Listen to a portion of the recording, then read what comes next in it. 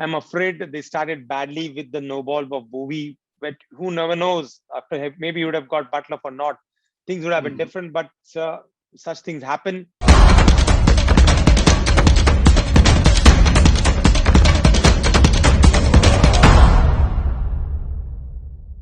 To get started, Anis bhai, I would like to start with the first question that we were thinking about. Another close match, like the way much in keeping with these last 4 games, another close match would be on the cards. So, are you a little disappointed? Yeah, good evening, Sham. Hi, Sahil, and all the beautiful people of Gulf News. Yes, very disappointed with the performance of Hyderabad. I'm afraid that they started badly with the no ball of Bowie, but who never knows? After maybe you would have got Butler or not, things would have been different. But such things happen. But overall, the performance of Sunrisers was very, very poor, and it seemed like they never turned up at the cricket ground.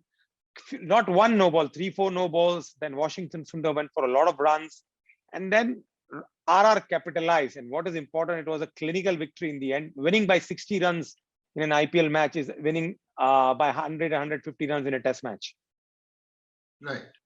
Well, that's what, the wicket, so far, except possibly the D.Y. Patil one to some extent. Do you think the wickets are doing little too much? First up for the seamers, would you call it an ideal T20 wicket? What do you feel? Well, to be very honest, the D.Y. Patil wicket was like a road. It was a belter. Because I saw that game and I could see the ball coming onto the bat. Yes, on this wicket, I remember India playing England last time when they played 5 T20s. So if you have the pace and the swing and the seam and you pitch it right, you get rewarded. But at the same time, there's a lot for the runs can be scored, as we saw. If you can see off that initial phase burst of the fast bowlers, then you can score runs, and there is value for money because the outfield is good. Okay, the boundaries are big, but as you rightly mentioned, there is a lot of help for the bowlers if you bowl well. And who knows, had Bowie not bowled that no ball and they had picked up that chance, they could have probably got early wickets of RR. They would have been chasing 150, 160. But there are no ifs and buts. But in the end, if you have to ask me, I believe it was a good wicket. It's about how you execute your plans. Exactly. Well, Sahil, there were a number of good batting performances from Royals. If you look at, being a top scorer, that was the captain Samson. Who was, those 2 lovely sixes of the spinners. But it was again Josh Butler who got them going after, having that, life, if I may say that. Then you have got Padikkal who scored 40 odd runs coming in at number 4. So my question to you, Sahil, is whose batting did you enjoy the most? Clearly, I'm going to have to say Sanju. Sanju Samson. You can see the stats, 55-27. And this guy, we have seen now in many IPL editions, always in the start of the tournament, he fires for his franchise. He goes bang, bang, bang. And he done it again for the Rajasthan Royals. And I'm happy for him. But let me tell you, if Sunrisers have themselves to blame. If you see the first 4 overs, the way they were bowling, Bhuvneshwar bowled, those 2 overs Bhuvneshwar bowled were unplayable. And he has to blame himself for that no ball. Things could have been different. Butler was 0 from 9 balls, let me tell you. 9 balls. Yeah. He was gone. Searching all over. Yeah. He should have been gone. So, in the end, Rajasthan took advantage of it, and Sunrisers have themselves to blame. That's it. Right. Well, if we try to find out, Sahil, this question to you before I go back to Anis again. If you look at, any plus point on behalf of Sunrisers from this game, Umran Malik, 150 plus. He gets back for 21 runs in the first over, then comes back to take 2 wickets when they were kind of trying to, give the charge. What do you think about this guy? To be honest, when we were asked before, which player you're looking out for, I wish I had said Umran Malik. Yes, he went for 21 runs, but this is his 5th IPL game only, 5th.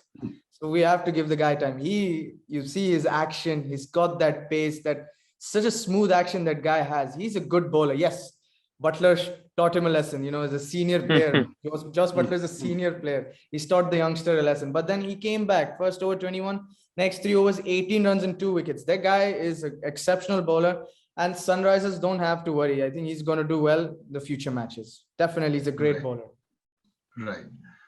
Anis bhai, coming back to you, I mean, it's just the first game. So, people do have bad starts. But, Sunrisers, since last season, they haven't been that consistent team, good in playing to their potential. That thing is not there. Then they don't have Rashid Khan this year. So what do you think should be the way forward for them? Because, the wickets here are different. I mean, the kind of cricket that they had been playing for the last few years, that may not work. So what do you think they should do as a way forward, Anis bhai? Well, I'm glad again, Gautam, you asked this question that after 2019, they've lost their way in the last 2 years. They came, I believe, last or second last at the last edition, which happened in UAE. So when you ask me, what do they do? When we did the auction post-match analysis, we realized that they haven't picked the right squad. Okay, they have Kane Williamson, who's coming off of an injury. They have Natarajan, who's coming off an injury. So Umran Malik is the only spark I can see. And if you talk about the batsmen, let's talk about, I mean, when I look at their batting order, I mean, I don't see any other batsman giving me a little bit of positiveness. Maybe Nicholas Puran, if you go about his international record, not his IPL record. I saw his IPL record when he played for Punjab. He scored 85 and he started again with a knot.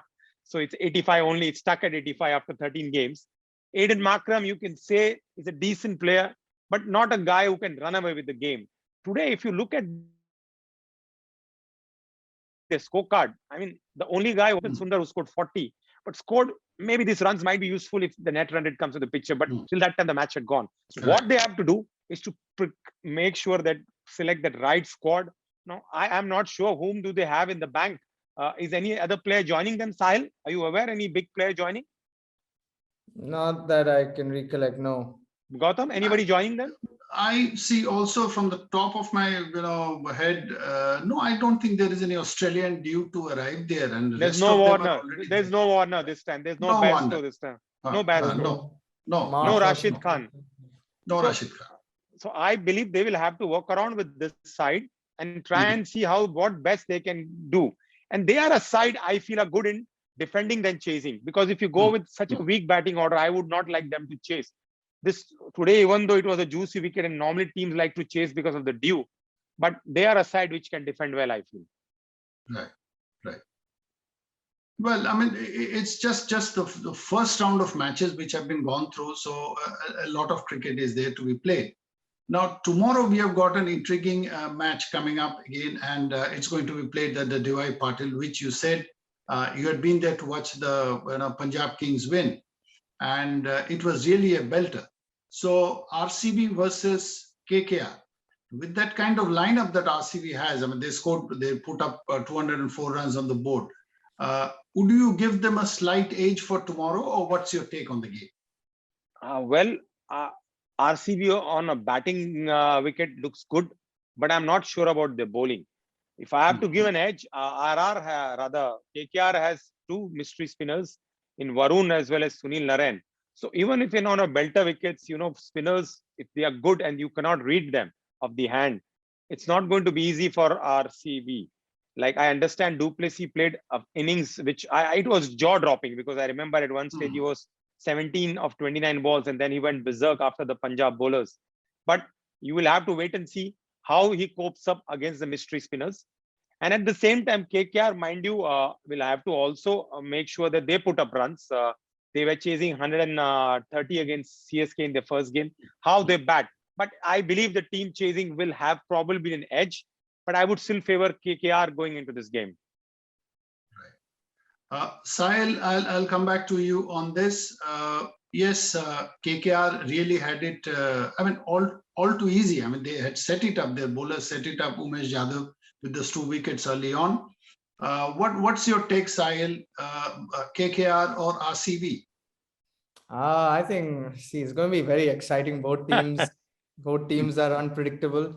KKR off to a good start. I mean, yes, what was mentioned, like those two spinners, the last game when I saw them bowl, not even one Chennai batsman was able to play them, literally. So I don't know how, let's see how RCB cope up with them. But if you see KKR on paper, they have a very bang on okay team. You know, there's Shreyas Iyer, yes. Venkatesh Iyer is in form of his life. But then can you depend on the likes of Ajinkya Rahanes and all, Sam Billings and all these guys? They're an okay team. RCB have got some big stars in them. So it's going to be a good game. It's going to be a good game. So pick a winner. You cannot be saying that pick a winner. Pick a winner. I mean, see, we can all go wrong. That's not a problem. KKR. I'll go for KKR because of the confidence. He's already a big fan of KKR, so I don't think he's going to support RCB. No, nothing like that at all. That sounds interesting. So you know, like you're going for KKR, Dad has gone for us RCB, since you know it's likely to see a kind of run fest out there. So we'll all be you know, watching out for that. And one good thing that we saw was, you know, star value does not necessarily count. I mean, we have in the just 4 games, we have seen some forgotten heroes coming back. You know, then you've got this Badoni. I mean, everybody is talking about him. I was just doing some reading about him. So really interesting times ahead. On that note, we leave you for tonight. We'll be back again tomorrow for the, you know, straight bat with Mr. Cricket UAE session. Till then, good night to our browsers and readers. Thank you.